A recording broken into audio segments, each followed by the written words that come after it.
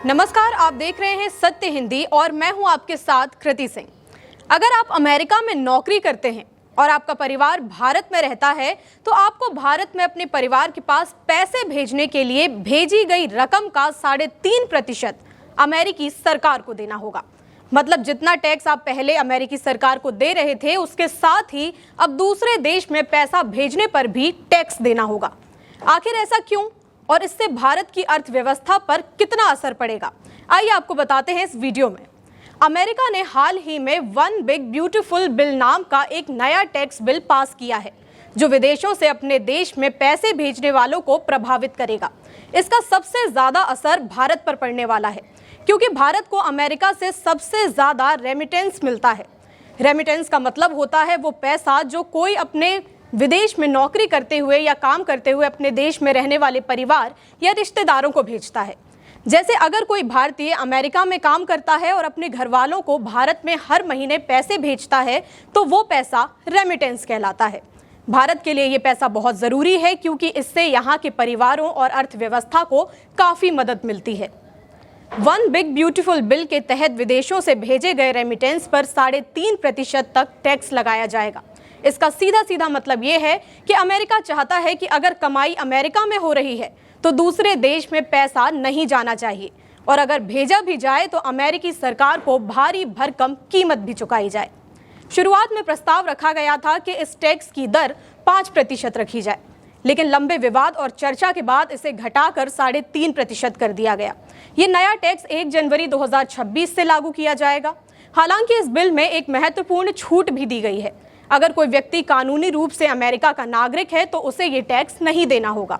यानी ये टैक्स मुख्य रूप से अमेरिका में काम करने वाले दूसरे देश के नागरिकों के लिए है। इस टैक्स की वजह से सबसे ज़्यादा नुकसान भारत को झेलना पड़ सकता है क्योंकि भारत एक ऐसा देश है जिसे दुनिया में सबसे ज़्यादा रेमिटेंस मिलता है। भारतीय रिजर्व बैंक आरबीआई की एक हालिया रिपोर्ट के मुताबिक पिछले साल 2023-24 में भारत को कुल $130 बिलियन का रेमिटेंस प्राप्त हुआ था, जिसमें से लगभग 24% यानी लगभग $30 बिलियन केवल अमेरिका से आया था। ये राशि भारत के कुल रेमिटेंस का एक बड़ा हिस्सा है। अमेरिका में 2.5 मिलियन से ज़्यादा प्रवासी भारतीय रहते हैं और इनमें से कई लोग अपने परिवारों को पैसे भेजते हैं। ये पैसा भारतीय परिवारों के लिए काफ़ी महत्वपूर्ण है क्योंकि कई परिवार ऐसे भी हैं जिनके परिवार में एक ही कामकाजी है और वो भी अमेरिका में पैसे कमाकर अपने देश में अपने परिवार को भेजता है। अब इस नए 3.5% टैक्स का मतलब है कि अगर भारत को $30 बिलियन रेमिटेंस अमेरिका से भेजा जाएगा तो लगभग $1 बिलियन से ज़्यादा की रकम अमेरिकी सरकार को टैक्स के रूप में देनी होगी। इस बात को छोटी रकम से समझा जाए तो कोई प्रवासी हर महीने $1000 भारत भेजता है तो उसे अब सालाना $420 का अतिरिक्त टैक्स भी देना होगा। ये राशि छोटी लग सकती है लेकिन लाखों प्रवासियों के लिए ये एक बड़ी रकम बन जाती है। ये रकम सीधे तौर पर भारत की अर्थव्यवस्था, रियल एस्टेट, निवेश और खपत पर असर दिखाएगी। भले ही कुछ लोग इस बात को राहत मान रहे हों कि 5% की जगह सिर्फ 3.5% ही टैक्स लगाया गया है, लेकिन ये बात गौर करने की है कि ये टैक्स दर भविष्य में बढ़ भी सकता है। अमेरिका का ये नया रेमिटेंस टैक्स निश्चित रूप से भारतीय प्रवासियों और भारत की अर्थव्यवस्था के लिए एक चुनौती है।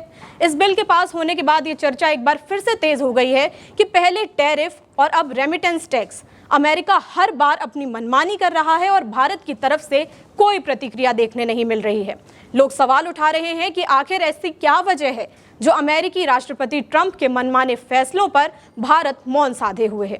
इस मामले में आपकी क्या राय है, हमें कमेंट करके ज़रूर बताइएगा। वीडियो पसंद आया हो तो लाइक, शेयर करें और हमारे यूट्यूब चैनल को सब्सक्राइब करें। निष्पक्ष, सच्ची और ताज़ा जानकारियों से अप टू डेट रहने के लिए हमारे चैनल सत्य हिंदी का ऐप भी डाउनलोड कर सकते हैं। अगर आप एंड्रॉयड यूज़र हैं तो आप इसे गूगल प्ले स्टोर से डाउनलोड कर सकते हैं और अगर आप आईफोन यूज़र हैं तो आप हमारे ऐप को एप्पल के ऐप स्टोर से डाउनलोड कर सकते हैं। फिलहाल के लिए इतना ही। देश दुनिया की बड़ी खबरों के लिए आप देखते रहिए सत्य हिंदी।